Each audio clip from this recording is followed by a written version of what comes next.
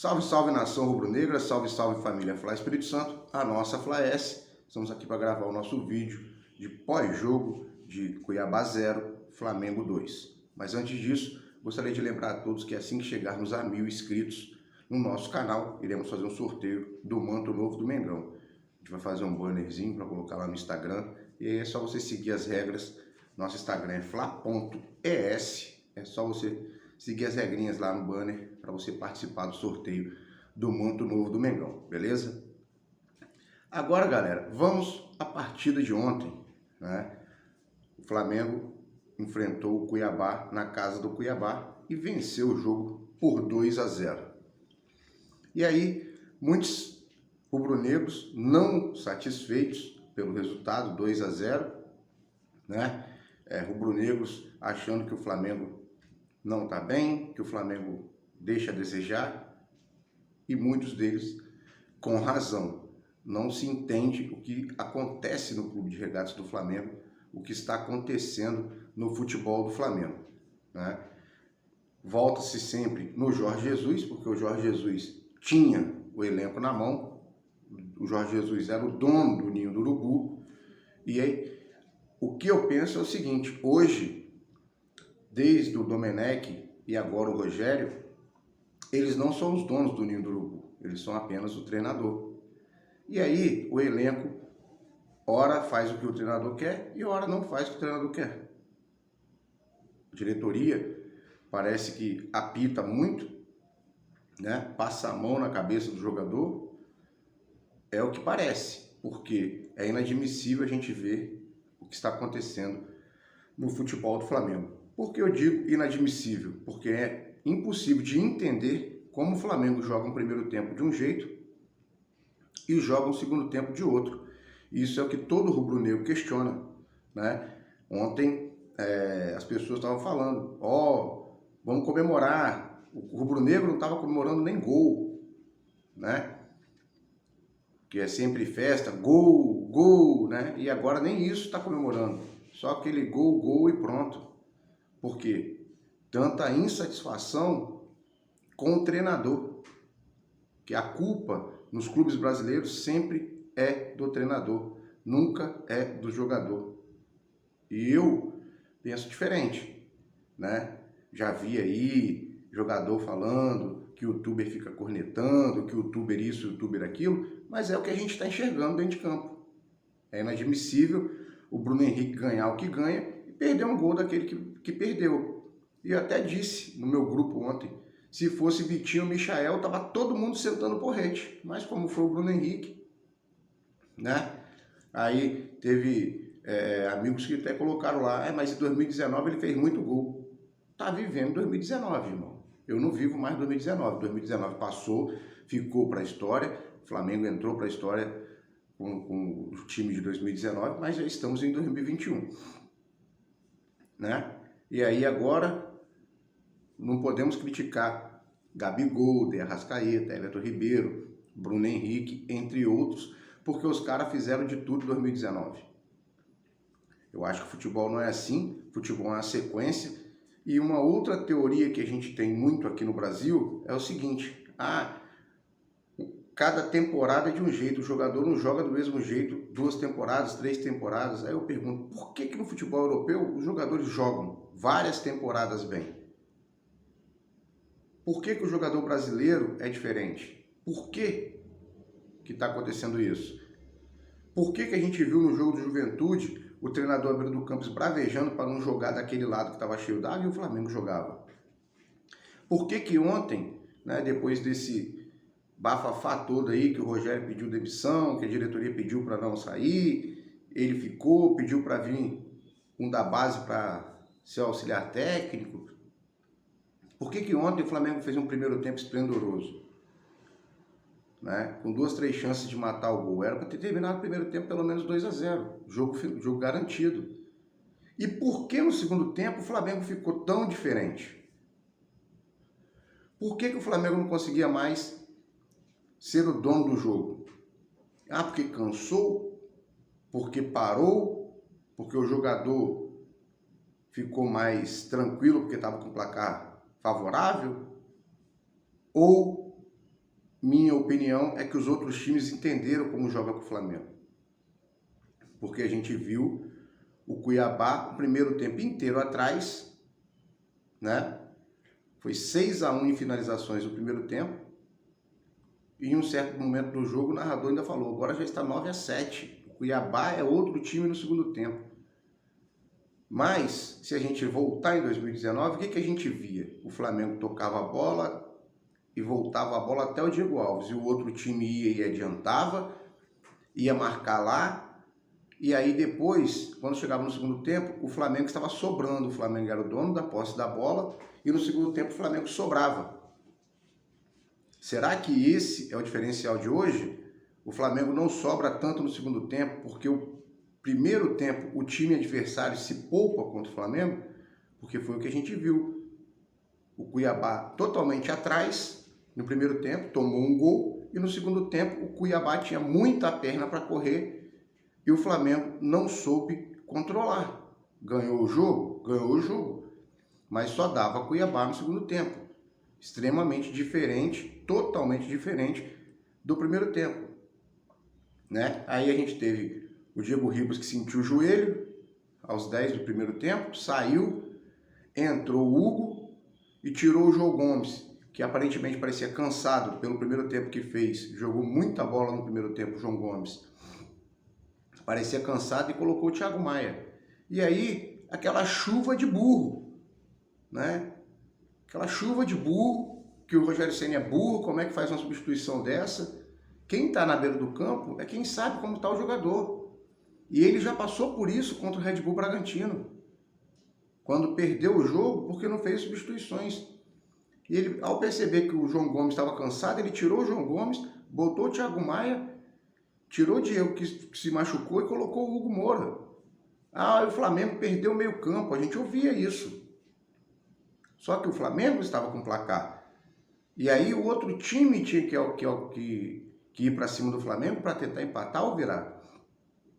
Aí muitos falaram, por que não tirou o Michael? Por que tirou o Pedro e não tirou o Michael? Porque o Michael é o cara que puxa o contra-ataque na correria. O Michael ontem, que para mim fez um excelente primeiro tempo. Quase tudo foi em cima do Michael, né? Agora, você vê como que é o futebol brasileiro, né? No gol do Flamengo, do gol do Pedro, o Bruno Henrique toca para o João Gomes, que gira e toca para o Pedro dentro da grande área, e o Pedro só rola para o gol. E aí, na própria narração, você vê o narrador falar, que passe é esse do Bruno Henrique, né? Por que não que passe é esse do João Gomes, que fez um partidaço? Né? Porque foi o passe do João Gomes que ocasionou o gol. Não foi o passe do Bruno Henrique para o João Gomes, que estava de costas para o gol. O João Gomes gira e toca para o Pedro.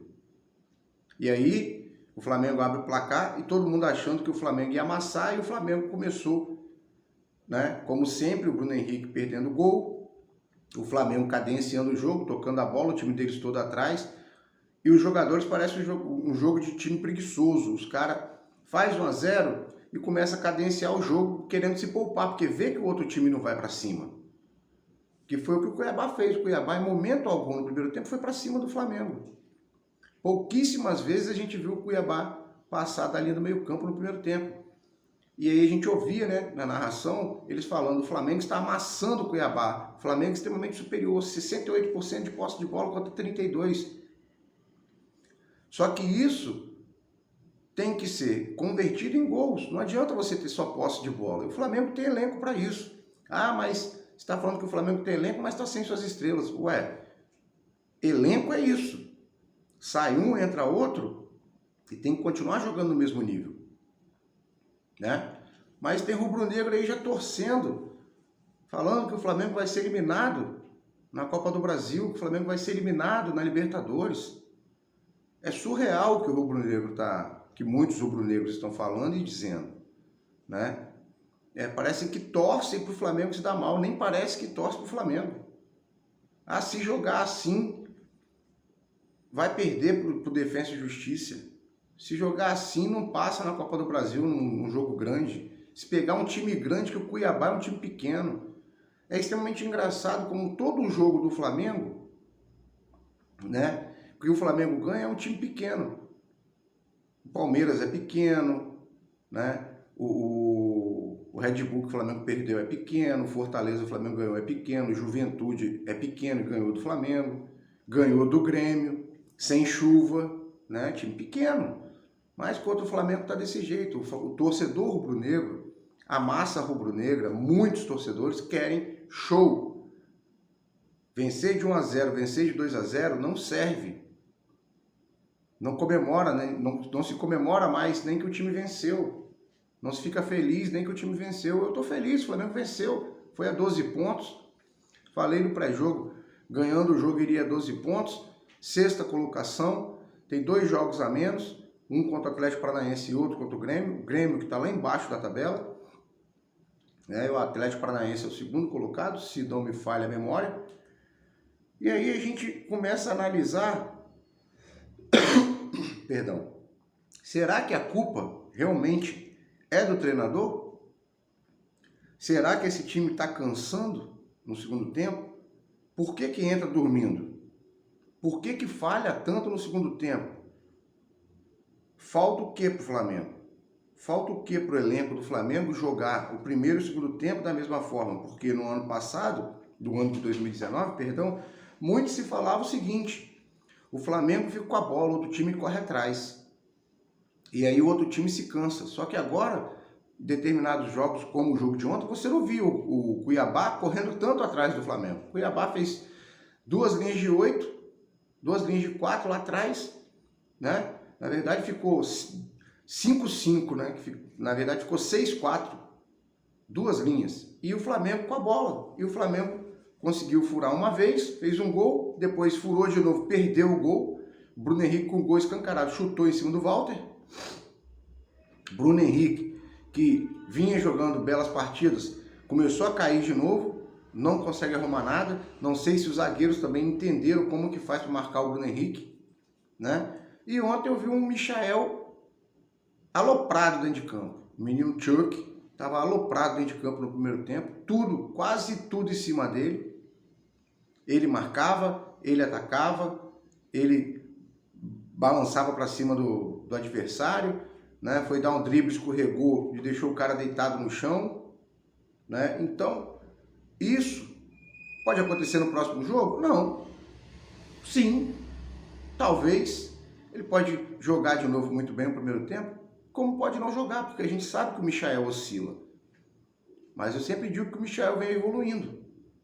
Agora, o Michael é titular no Flamengo? Não. Quando voltar o De Arrascaeta titular, é o De Arrascaeta. O Vitinho é titular no Flamengo? Não. Quando voltar o Everton Ribeiro, é o Everton Ribeiro. O Pedro, o Muniz são titulares no ataque? Não. Quando voltar o Gabigol, é o Gabigol. O Isla é titular na lateral? Não, para mim não. Entre Isla e Rodinei, fico com o Mateuzinho. Sempre digo isso. Mas ontem a gente viu muita gente falando que Mateuzinho é burro, fora Mateuzinho, que Mateuzinho não é lateral. Então, é aquilo que eu estou falando sempre, galera.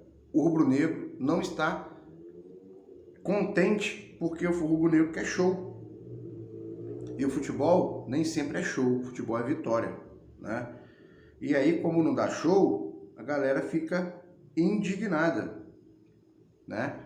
E aí, a gente vai olhar a tabela, os resultados: Atlético Paranaense, Fluminense, Atlético Paranaense, Fluminense 1, Atlético Paranaense 4, Fortaleza 3, Chapecoense 2, Fortaleza que só perdeu para o Flamengo, Internacional 1, Palmeiras 2, Bahia 3, América Mineiro 4, Santos 0, Sport Recife 0. Santos é o time que oscila, ganha um jogo bem e depois tropeça.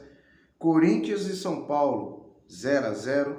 Juventude 2, Grêmio 0. Grêmio que não se encaixou até agora. E o Juventude, que jogou um polo aquático, o Flamengo ganhou de 1-0, bateu o Grêmio, que é um dos candidatos, né, postulantes ao título, que já está lá embaixo, já com 8 rodadas, apesar de que o Grêmio também tem jogo a menos. Bragantino 0, Ceará 0. O líder do campeonato tropeçou diante do Ceará, do Vozão. E aí vão falar assim: mas o Ceará é um bom time. Ué, o Ceará também é um time fraco, né? Mas sempre complica para os outros. Então, futebol é dentro de campo, não adianta. Atlético Mineiro 4, Atlético Goianiense 1, Cuiabá 0, Flamengo 2. E aí vem a próxima rodada, a 9ª rodada, o Flamengo vai enfrentar o Fluminense, né, dia 4, às 16 horas, domingo, Fla-Flu, né, que provavelmente vai ser disputado lá em Itaquera, no campo do Corinthians, que o Maracanã está fechado pela Conmebol, né, para fazer sua preparação para o jogo final da Copa América. E aí a gente vai para a tabela. Primeiro colocado, o Red Bull Bragantino com 18 pontos, 8 jogos, 5 vitórias, 3 empates, ainda não perdeu. Atlético Paranaense, 16 pontos, 7 jogos, 5 vitórias, 1 empate e 1 derrota. Só que tem um jogo a menos. Se o Atlético Paranaense, esse jogo a menos é o Flamengo, e o Atlético Paranaense ganha o Flamengo, o Atlético Paranaense vai a 19 pontos, né? E ficaria na frente do Red Bull Bragantino com 1 ponto. O Palmeiras é o terceiro colocado com 16 pontos, 8 jogos, 5 vitórias, 1 derrota, 1 empate e 2 derrotas. O Fortaleza é o quarto colocado com 15 pontos, 8 jogos, 4 vitórias, 3 empates e 1 derrota, que é apenas para o Flamengo. O Atlético Mineiro tem 8 jogos, tem 13 pontos, 8 jogos, 4 vitórias, 1 empate e 3 derrotas, que é um time postulante ao título também. Olha quantas derrotas o Atlético Mineiro tem, né? E aí a gente vê o Flamengo já em sexto lugar, 12 pontos, 6 jogos. Se o Flamengo ganhar os 2 jogos que tem, ele empata com o Red Bull. Os 2 jogos atrasados, o Flamengo chega no Red Bull com 18 pontos, né? 4 jogos, nenhum empate e 2 derrotas. O Flamengo que perdeu para o próprio Red Bull e perdeu para o Juventude. Santos é o 7º e o Juventude é o 8º colocado. O Bahia é o 9º, o Atlético Goianiense é o 10º, Ceará é o 11º, Fluminense é o 10º, o Corinthians é o 11º, Ceará é o 12º, Fluminense é o 13º, Internacional 14º, Sport Recife 15º, o América respirou 6 pontos, 16º, e aí é a zona do rebaixamento. São Paulo abre a zona do rebaixamento, Cuiabá, Chapecoense e o Grêmio é o último colocado. 2 pontos em 6 jogos, 2 empates, 4 derrotas, né? Então o próximo jogo do Flamengo é Flamengo e Fluminense. O Fluminense é o 13º, o Flamengo é o 6º. Se o Fluminense ganhar, o Fluminense vai lá para cima, né? Que o Atlético Mineiro tem 12 pontos, né? E aí você analisa o campeonato. Já vi gente falando aí que esses times pequenos aí, Fortaleza, Bragantino, até o Atlético Paranaense não vão chegar. Eu não sei não, hein? Os times vêm bem, basta saber se vão aguentar o ritmo de jogo, né? Quarto domingo, ou terça e sábado, né? Ou quinta e sábado, ou quinta e domingo. Vamos ver como é que vai ser a sequência do campeonato, porque o Red Bull vem muito bem, o Fortaleza vem muito bem e o Atlético Paranaense também vem muito bem. A gente fica aqui, os postulantes, né, no começo do campeonato, os postulantes ao título desse ano 2021 é Flamengo, Atlético Mineiro, Palmeiras, Inter, Grêmio, São Paulo. Esse era o 6. E aí hoje a gente vê dos 6, 3 do 6º colocado para cima. E os outros 3, 2 lá embaixo, né? Na zona do rebaixamento, com 8 rodadas, né? O São Paulo já jogou 8 jogos. O Grêmio ainda tem 6, né? O Grêmio pode fazer 6 pontos, ganhando o Flamengo, ganhando outro jogo atrasado dele, e ir a 8 pontos. Aí ele já sairia de último para 15º. Então, a gente tem que analisar o momento do futebol. Perdão. Será que o Flamengo está tão mal ou será que o outro time conseguiu entender como o Flamengo joga? Porque todo o segundo tempo do Flamengo tem sido parecido. O Flamengo joga bem no primeiro tempo, não mata o jogo no primeiro tempo, tem oportunidade de fazer, não faz e chega no segundo tempo sempre o sufoco. Vide Flamengo e Fortaleza. Fortaleza fez um gol com 20, antes dos 20 segundos do primeiro tempo, 15 segundos eu acho, saiu a bola e fez o gol. O Flamengo dormindo, né? E aí foi aquele sufoco durante o jogo. Por quê? Fortaleza deixou o Flamengo jogar no primeiro tempo e jogou no segundo tempo. Então, será que ficar realmente com a bola apenas, né, tocando para um lado para o outro, realmente cansa o outro time? Em 2019 cansava, porque os caras iam para cima e tentavam tirar a bola a qualquer custo. E aí o Flamengo tocava a bola e tipo fazia o outro time de bobo, né? Barata tonta. O cara vinha, o Flamengo, o rubro-negro tocava. Aí ficava aquele negócio, toca para um lado, toca para o outro e o outro time correndo atrás da bola. O Flamengo com a posse da bola. E agora a gente não vê os caras correndo tanto atrás. Os caras dão aquela marcação à distância, né? Ameaça ir para cima do jogador do Flamengo, o jogador do Flamengo toca. Ameaça, o jogador do Flamengo toca. Então os caras também não se cansam tanto quanto se cansavam em 2019. E essa era a diferença do Flamengo em 2019. Fazia o time adversário se cansar, tinha posse de bola e no segundo tempo era avassalador. Mas será que os times adversários não entenderam isso? Não aprenderam isso e não estão fazendo a mesma coisa? Ou será que a gente vai achar que a gente vai jogar igual 2019 e todos os times também vão jogar igual 2019 quando enfrentar o Flamengo? Eu não acredito. Ninguém vai jogar com o Flamengo da forma que jogou em 2019, porque sabe que se jogar da forma que jogou em 2019, a derrota é certa. E a gente sempre diz que o Flamengo é o time a ser batido. Por que o Flamengo é o time a ser batido? Exatamente por tudo que o Flamengo fez em 2019. Só que depois de 19 veio 20. O Flamengo foi campeão pelo celular, né? Dependeu do resultado do adversário, que era o Internacional, que não conseguiu vencer o Corinthians na final. E a gente tropeçou contra o São Paulo. Dependia só da gente e a gente tropeçou, né? Que leva a ponto de rubro-negros falar: na Copa do Brasil tem que pegar time fraco para chegar na final. Eu já acho que tinha que pegar um time forte logo e aí decidir, né? Um time a ser batido, ele não pode ter medo de ninguém. O time a ser batido, ele é superior, tanto que ele é o time a ser batido. E o Flamengo está deixando a desejar no segundo tempo. Parece que ficar com a bola está cansando mais do que ficar sem a bola.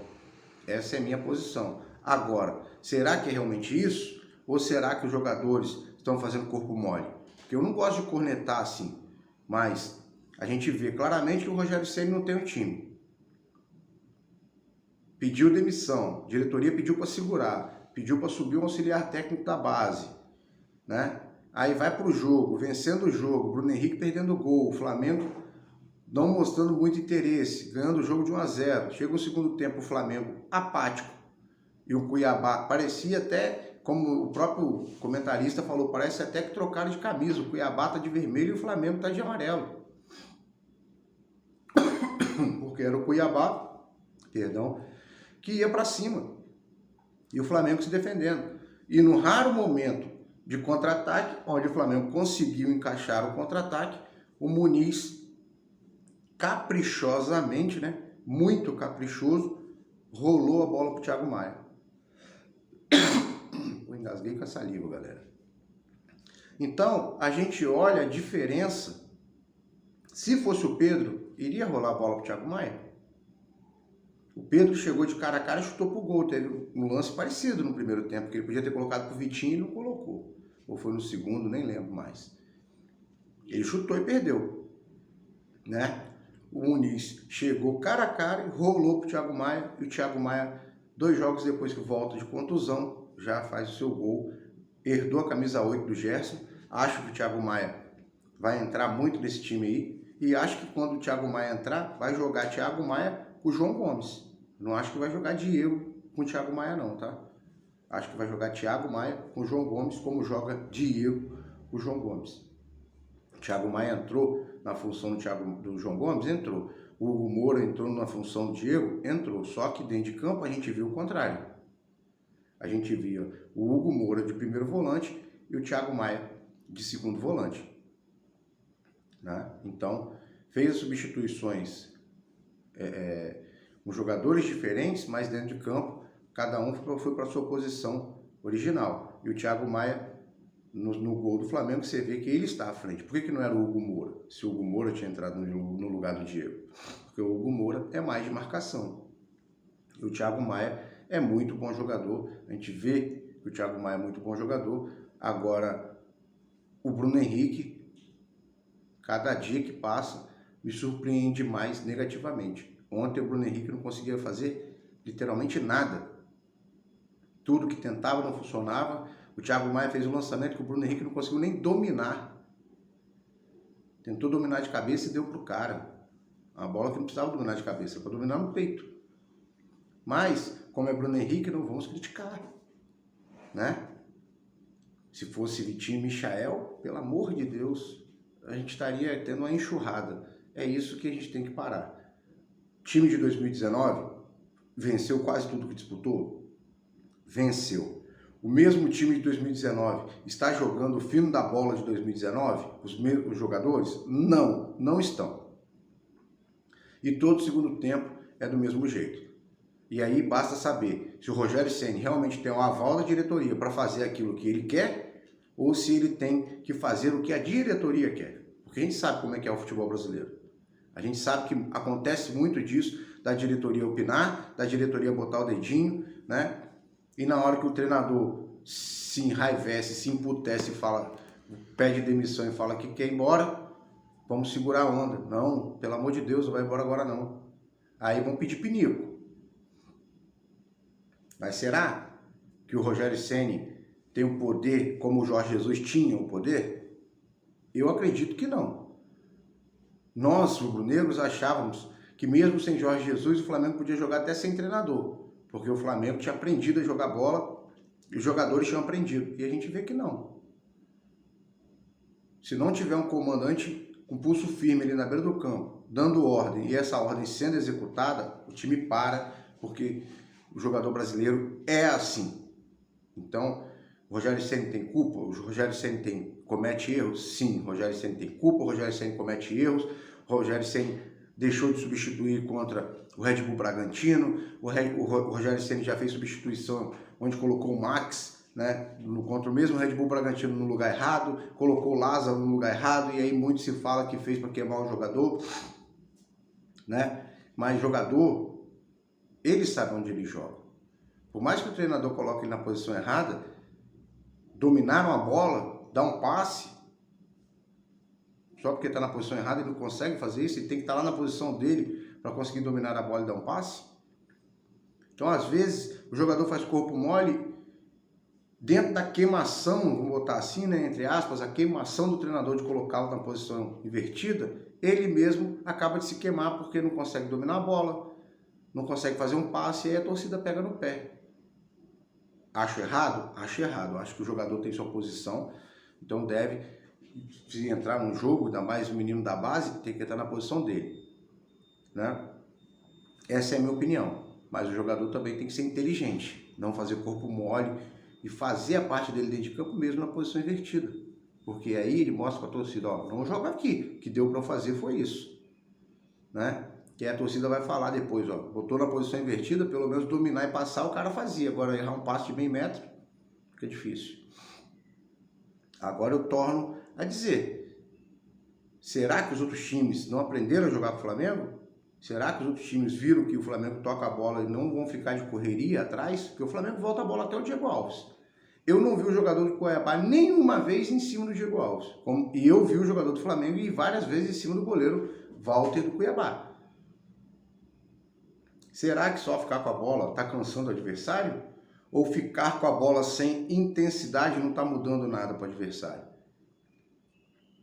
Porque o Flamengo, quando tinha a bola, o Flamengo era agressivo. O Flamengo agora tem a bola, o Flamengo faz um círculo, um meio círculo, e fica tocando a bola para um lado e para o outro, para um lado e para o outro. Aí o jogador dá um passo para frente, o Flamengo, o rubro-negro toca para trás. Será que isso cansa o adversário? Ficar 45 minutos lá atrás, deixa o Flamengo tocando a bola para um lado, para o outro, ameaça ir para cima, o Flamengo volta lá no goleiro, e o Flamengo errando muito na frente? Será que não é essa a tônica do futebol agora, com relação ao Flamengo? Será que não é essa a tônica do futebol do Flamengo? Os times aprenderam a fazer isso. Acredito que seja. Então, aí entra aquilo que a gente sempre fala. Entra o desempenho individual de cada um, a vontade de cada um, o dever de cada um, cumprir o seu dever dentro de campo, não perder gol como se está perdendo no Flamengo, né? E aí não é culpa do treinador, galera. Me desculpa, mas não é culpa do treinador. O time não ir para cima, tendo a posse de bola, não é culpa do treinador. O time acovardado, que fica só rolando, tocando a bola, esperando que o adversário vai para cima e o adversário não vai, não é culpa do treinador. Porque o treinador fala para o time, ó, vamos jogar como a gente sempre joga, tocando a bola, vamos ser ofensivo, vamos marcar eles lá na saída de bola sob pressão para a gente recuperar a bola, e eles fazem. Só que quando tem a bola, não fazem. O Flamengo deixa muito a desejar no último passe e no chute a gol. O Flamengo chutou 6 vezes no primeiro tempo, fez um gol.